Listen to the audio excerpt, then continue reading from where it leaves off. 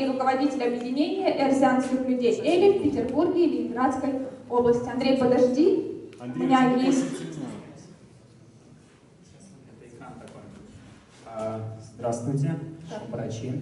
Поехали. Я достаточно быстро расскажу о своем проекте. Почему? Я с 2002 года работаю в СМИ, но так как я живу в России в основном и живу в Санкт-Петербурге, то национальные СМИ на, допустим, эрзианском языке здесь нет.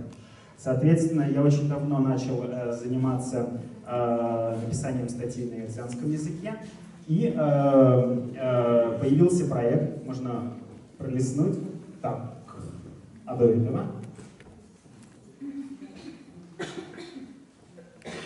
И там еще был слайд. Хорошо, в прошлом году появился интернет-портал Эрзякс, что переводится по-эрзиански.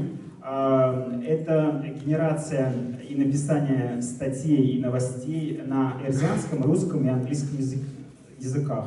Почему? Потому что в одном месте нельзя было, грубо говоря, найти такие публикации, и чтобы о эрзианском языке и культуре знали люди как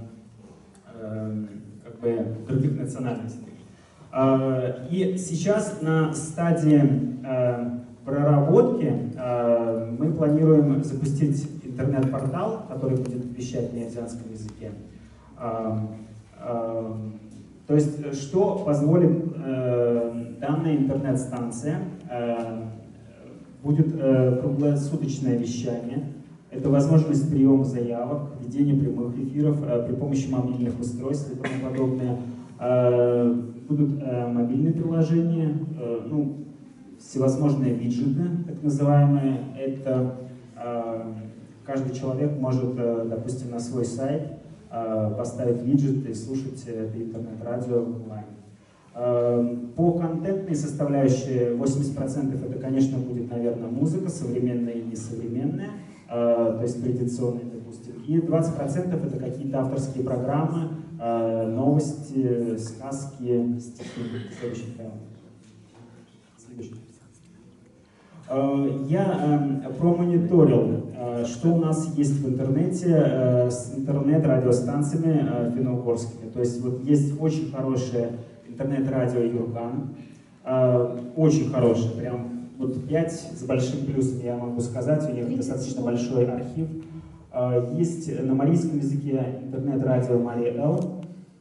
Есть для платформы Android Финно-Угор радио, там идет сбор всевозможных программ, которые есть на финно-угорских языках, просто как мобильное приложение.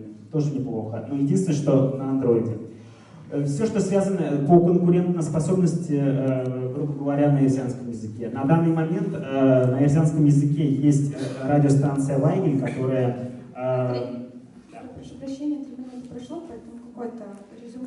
Ну, я считаю, что интернет-вещание именно для эрзианского языка, если все пойдет по намеченному пути, это будет большим плюсом вообще развития языка, культуры, пропаганды. Спасибо.